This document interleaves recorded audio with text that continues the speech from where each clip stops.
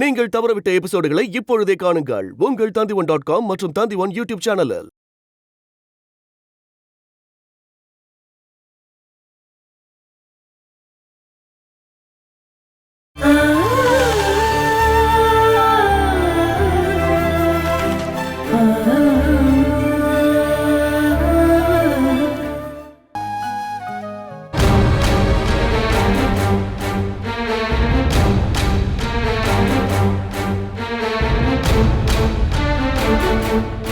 என்னங்க?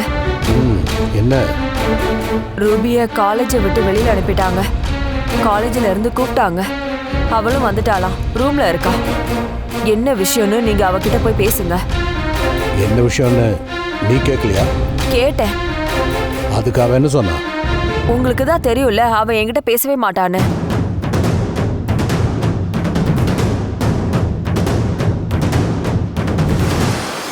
நாம யாராவது காலேஜில் போய் சொன்னா அவளை திரும்ப சேர்த்துப்பாங்க.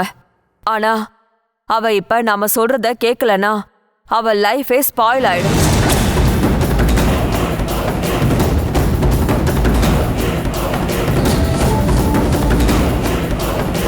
படிக்கிறது அவளுக்கு பிடிக்கலன்னா வேண்டாம், நல்ல ஒரு பையனா பார்த்து கல்யாணம் பண்ணி வச்சிடலாம். நான் என்ன சொல்றேன்னா, அவ ஃப்ரெண்ட்ஸுங்களோட ஊரை சுத்திக்கிட்டு அவ காலேஜுக்கே போகவே மாட்டேங்கிறா.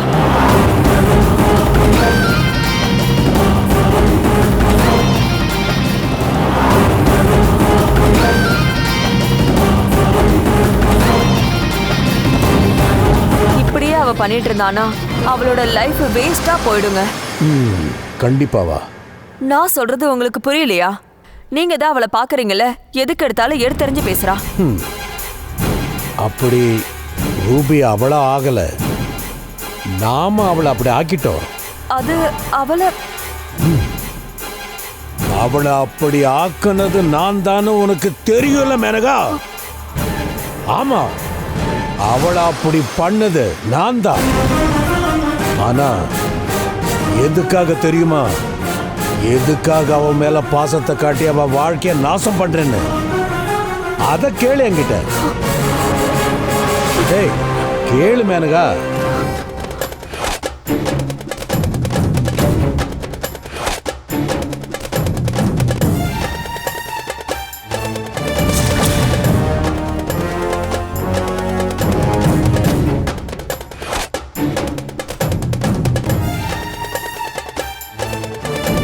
எதுக்காக நான் அவளை இந்த நிலைமைக்கு ஆக்குனேன்னு நீ அதை கேட்க மாட்ட. அதையெல்லாம் திரும்ப நான் பேசினா அதையெல்லாம் தாங்குற சக்தி உனக்கு இல்ல. என்ன நான் சொல்றது சரிதானே? நீ கூப்பிடு, ரூபி கூப்பிடு, ரஞ்சித் எல்லாருமே கூப்பிடு. அவங்க முன்னாடி உண்மை என்னன்னு நான் சொல்லணும். நான் உண்மையாவே எதுக்காக ரூபி கிட்ட பாசத்தை காட்டி கெடுக்கிறேன்னோ அது எதுக்காகன்னு கண்டிப்பா நான் சொல்லியே தீரணும். கூப்பிடு, எல்லாரையும் கூப்பிடு, கூப்பிடு. உன்னால முடியாது, உன்னால யாரையும் கூப்பிட முடியாது. அந்த உண்மையை சொல்றதுக்கு நீ சம்மதிக்க மாட்ட. அந்த உண்மை தெரிஞ்சதுக்கு அப்புறம் இந்த மேனகா உயிரோடு இருக்க மாட்டா.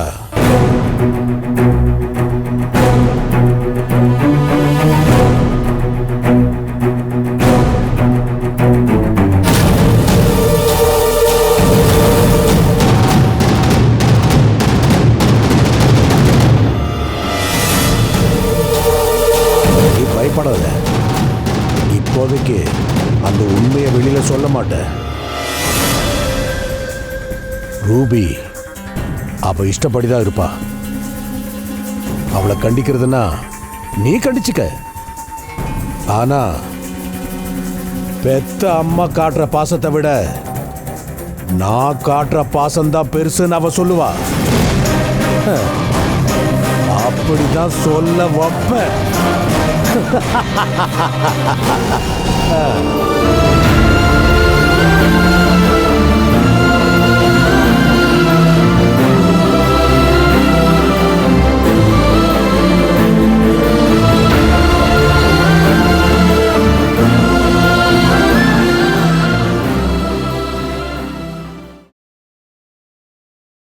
என்னப்பா சாபு இங்கே வந்து நிக்கிற?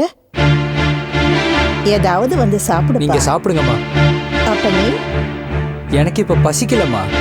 பசி இல்லையா? இன்னைக்கு மத்தியானம் கூட நீ சாப்பிடவே இல்லை. சாப்பிடுறேன், ஆனா இப்ப வேணாம். இப்படி சொன்னா எப்படிப்பா? நாம 2 பேரும் சேர்ந்தே சாப்பிடலாம். நான் கொஞ்ச நேரம் தனியா இருக்கலாம்னு நினைக்கிறேன். ஏன் உனக்கு பசி எடுக்கலைன்னு எனக்கு தெரியும். நீ அந்த பட்டுக்காக 1 லட்சம் ரூபாய் கொடுக்கறேன்னு சொல்லியிருக்கேல்ல. எப்படியாவது அதை வாங்கி தான் ஆகணும். நான் உன்னை குறை சொல்லல சாபு. அந்த நேரத்துல மைனாவோட நிலைமை தெரிஞ்சுதான் நீ அப்படி சொல்லியிருப்ப. ஆனா எப்படி முடியும்? 1 மாசத்துக்குள்ள இவ்வளவு பணம்? எனக்கு காய்கறி வியாபாரத்துல இருந்து கொஞ்சம் பணம் வர வேண்டியது இருக்கு. அப்புறம் சீட்டு பணம் எடுத்தா கூட எல்லாத்தையும் சேர்த்து ஒரு 45,000 ரூபாய் வரும். அப்புறம் மீதி ஒரு 55,000 ரூபாய் வேணும். அதுக்கு என்ன வழி இருக்கு? அதைத்தான் நானும் யோசிக்கிறேன். நான் கொடுக்குறேன்னு சொன்ன பணத்துக்காக தான் மைனா காத்துக்கிட்டு இருக்கா. அந்த லோனும் இப்ப கிடைக்குமான்னு தெரியல. இப்போ அது நூல் மாதிரி ஆடிக்கிட்டு இருக்கு. வேற யார்கிட்டயாவது கேட்கலாமே. எல்லா பிரச்சனையும் கடவுள் பார்த்துக்கிட்டு தானப்பா இருக்காரு. எல்லாம் சரியாயிடுப்பா. நல்லதுக்கு தானே உதவுற. நீ தைரியமா இரு.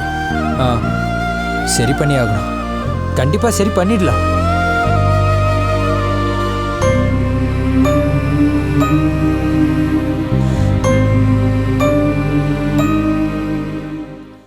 சக்ரராஜரதாரூட சர்வாயுத பரிஷ்கிருதாகேய சக்ரரதாரூட மந்திரினி பரிசேவிதா.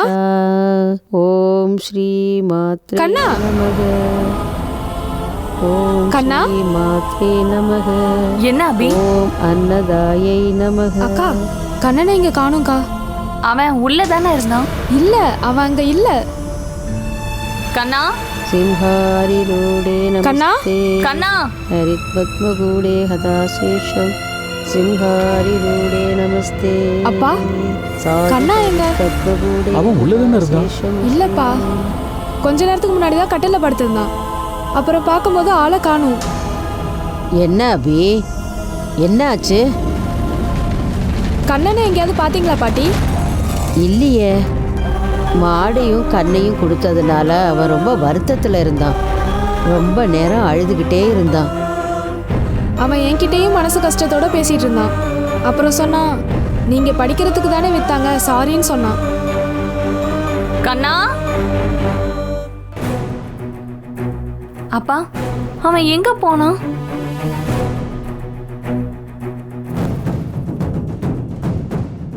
கண்ணா, கண்ணா, கண்ணா, கண்ணா.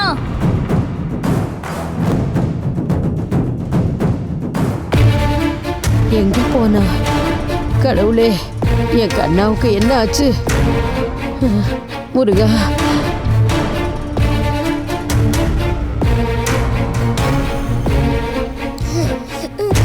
கண்ணா,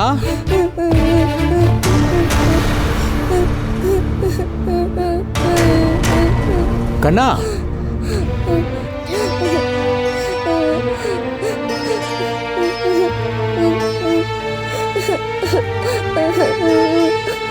கண்ணா, நீ எதுக்காகப்பா இங்க உட்காந்துக்கிட்டு இருக்க?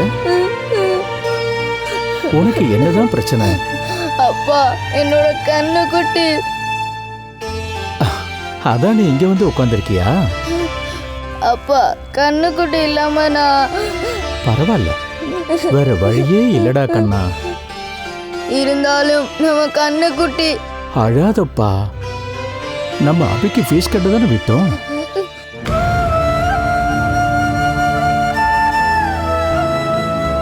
அதை தவிர வேற வழி இல்லை கண்ணா. அதான் நீ இப்படி அழுதுகிட்டே இருந்தா அபி மனசு கஷ்டப்படும் இல்லையா? அவளுக்கு ஃபீஸ் கட்டணுங்கிறதுக்காக தானே நான் அப்படி பண்ணேன். அது அவளுக்கே பிடிக்கல. இதுக்கப்புறமும் கூட அவ மனசை நாம கஷ்டப்படுத்தக்கூடாது இல்லையா? நாம அபியை டாக்டர் ஆக்க வேண்டாமா? ஆகணும்ல? அப்படின்னா நீ முதல்ல உன் கண்ணை தொடச்சுக்க. எந்திரிச்சு வா. கண்ணா, அபி உன்னை காணோன்னு தேடிக்கிட்டு இருக்கா. நீ அழுதா அவ மனசு கஷ்டப்படும். கண்ணை தொடச்சுக்கிட்டு எந்திரிச்சு வா. நீ என்ன கண்ணா இங்கே வந்து உட்காந்துருக்க? உன்னை எங்கெல்லாம் தேடிட்டு இருந்தோம் தெரியுமா? வேண்டாம் மைனா, நீ அவனை சும்மா திட்டிக்கிட்டே இருக்காத மைனா. அவன் சும்மா தான் இங்க உட்காந்துருக்கான் இல்லையாப்பா? ஆ.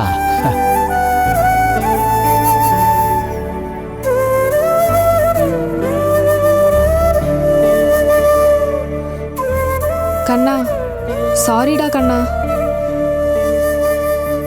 கண்ணுக்குட்டியை கொடுத்ததுல எனக்கும் கஷ்டமா தான் இருக்கு. எல்லாரும் சேர்ந்து என்னைய படிக்க வச்சு நான் டாக்டர் ஆகணும் தான். நீ கொஞ்சம் பேசாம இரு. அவனை அழ வைக்க வேண்டாம். அதெல்லாம் ஒன்றும் இல்லை. அபி அக்கா, நீங்க டாக்டர் ஆகணும்.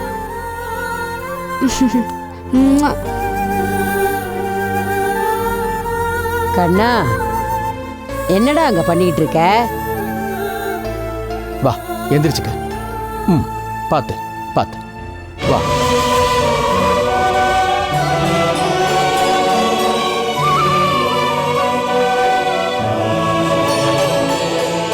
அச்சோ, அவனுக்கு என்ன ஆச்சு?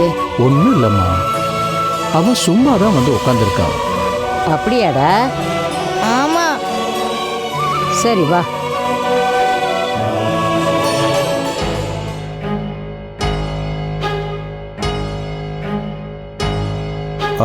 சொல்லுங்கப்பா. நீ இன்னைக்கு கலெக்ஷன் செக் பண்ணியா?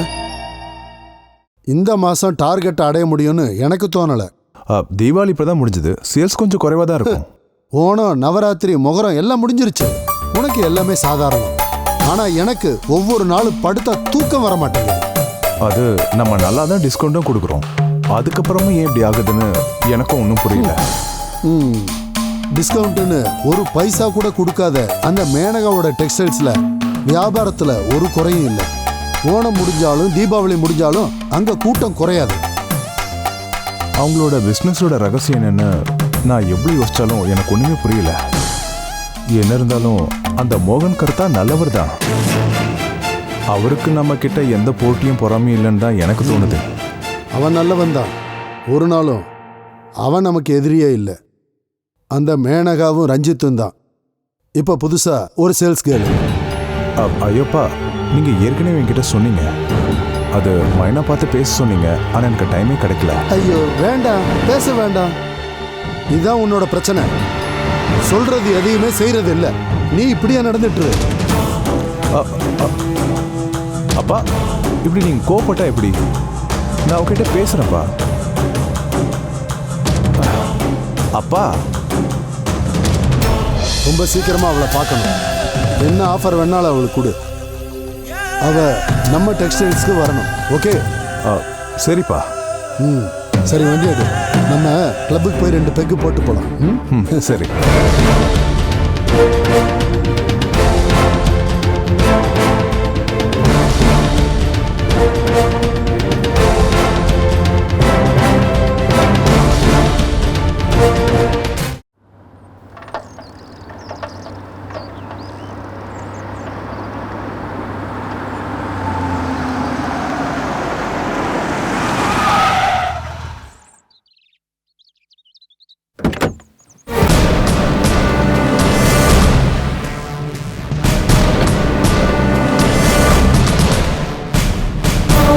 ஹாய் மைனா.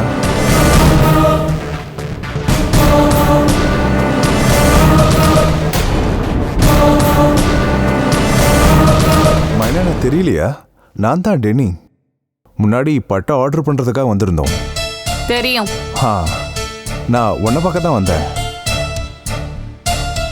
என்ன விஷயம்னு கேட்க மாட்டீங்களா? எனக்கு இப்போ நிறைய வேலை இருக்கு. மைனா, நான் எதுக்காக இங்க வந்தேன்னு சொல்லவா?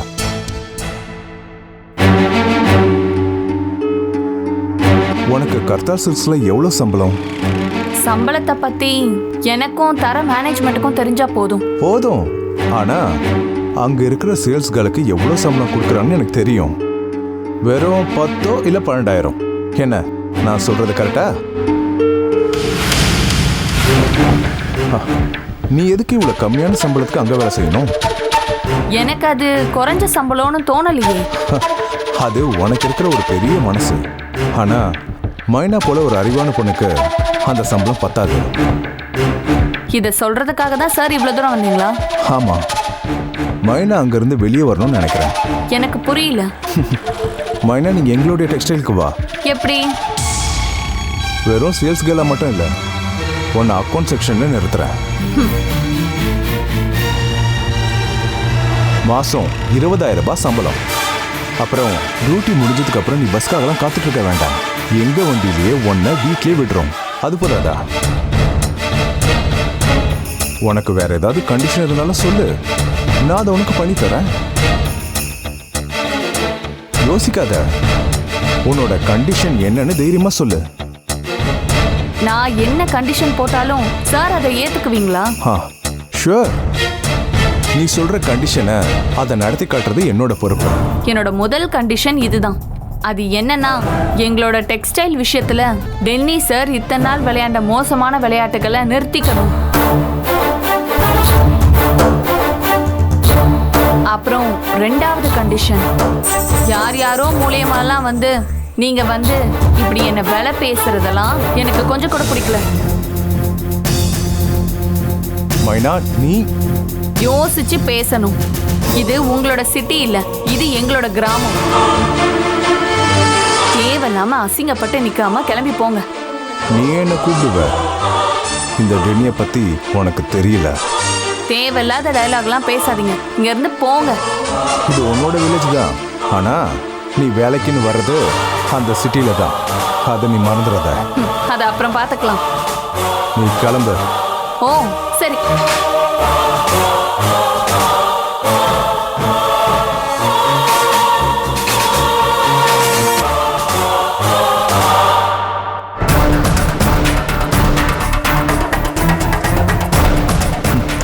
உன்னோட திமிர நான் எப்படி அடக்குறேன்னு பாரு.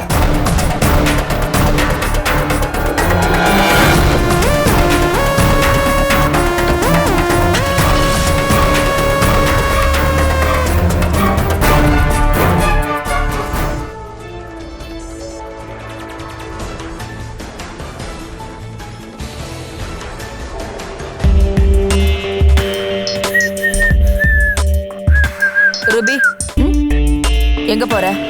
ஒரு நிமிஷம் நில்லு. என்னம்மா இவ்ளோ காலையில எங்க போறேன்னு கேட்டேன். உங்ககிட்ட சொல்லிட்டு தான் நான் போணுமா என்ன? ஆமா, இதுக்கப்புறம் நீ அப்படிதான் போகணும். இப்ப எதுக்காக சிரிக்கிற? நீ மறுபடியும் காலேஜுக்கு போகணும். எதுக்காக? என்னென்ன வெளியே அனுப்பிட்டாங்க. இதுக்கப்புறம் நீ மரியாதையா அடங்கி உடங்கி அங்க போய் படிக்கிறேன்னு சொன்னீனா பிரின்சிபல் கிட்ட நான் வந்து பேசுறேன். அச்சச்சோ அம்மா, நீங்க அவ்வளவு பெரிய தியாகத்துல எனக்காக செய்ய வேண்டாம். ரூபி, இங்க பாரு ரூபி, இதுக்கு மேலையாவது நான் சொல்றத கொஞ்சம் கேளு. உன்னோட வாழ்க்கை இப்படி நாசமா போறத என்னால பாத்துட்டு இருக்க முடியாது. நீ திரும்பவும் காலேஜுக்கு போகணும், படிக்கணும். நீ நல்ல குடும்பத்துல வாக்கப்படுறத அம்மா பார்க்கணும்.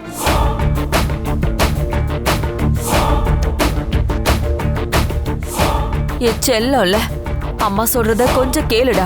ஓஹோ, என்னோட அம்மாவுக்கு அவங்க பொண்ணு அவ்வளோ பிடிக்குமா என்ன? அடே கடவுளே, எனக்கு அது தெரியாம போச்சே. நீ என்ன கிண்டல் பண்றேன்னு எனக்கு நல்லா தெரியுது. இப்ப நான் என்ன சொன்னாலும் நீ நம்ப மாட்ட. அந்த அளவுக்கு நீ என்னை விட்டு தூரமா போயிட்ட. போயிட்டேனா இல்ல நீங்களே போக வச்சுட்டீங்க? ரூபி, நீ அம்மாவை தப்பா புரிஞ்சிட்டு இருக்க.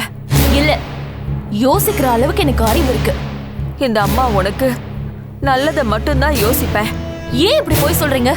உங்களுக்கு இது பிடிக்கவே பிடிக்காது.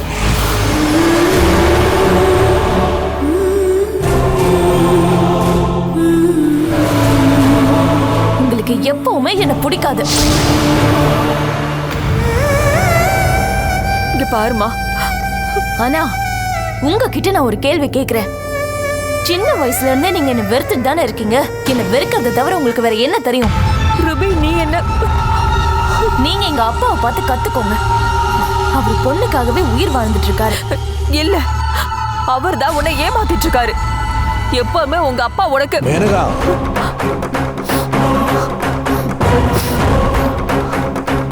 பாத்தீங்களா டாடி? இதுக்கப்புறமாவது இவங்களுக்கு சொல்லி புரிய வைங்க. சரி எது தப்பு எதுன்னு புரிஞ்சுக்கிற அளவுக்கு எனக்கு பக்குவம் இருக்கு. இதுக்கு மேல இந்த அம்மா நடத்துற நாடகம்லாம் ஏன் கிட்ட செல்லாது. ரூபி, என்னம்மா இது?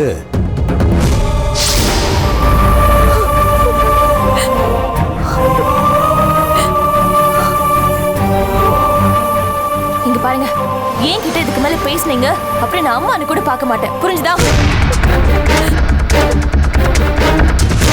டாடி, நான் வெளியில போயிட்டு வரேன். அதுக்கு என்ன, சந்தோஷமா போயிட்டு வாமா. என்னங்க, இவ காலேஜுக்கே போகல. எப்ப நீ காலேஜ் போகணும்னு விரும்புறியோ அப்ப டாடி கிட்ட சொல்லு, நாம எல்லாத்தையும் சரி பண்ணலாம். என்ன வேலை கொடுத்தாவது உன்னை காலேஜுக்கு திருப்பி அனுப்புற பொறுப்பை நான் ஏத்துக்கிறேன். போதுமா? Thank you daddy. இதுதான் வேணும், இப்படிதான் இருக்கணும். பொண்ணு மேல பாசமா.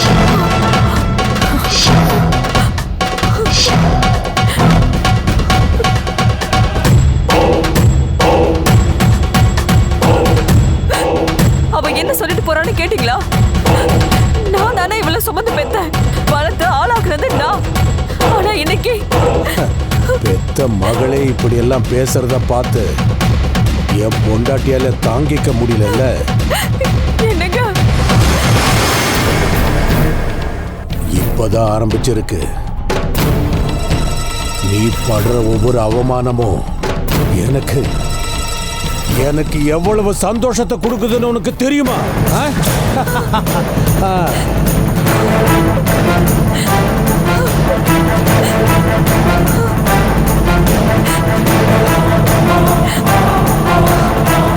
கடைசியில நீ கஷ்டப்பட்டு நொந்து பெத்து பார்த்து பார்த்து வளர்த்து ஆளாக்கணும் உன் பொண்ணு ஒண்ணு.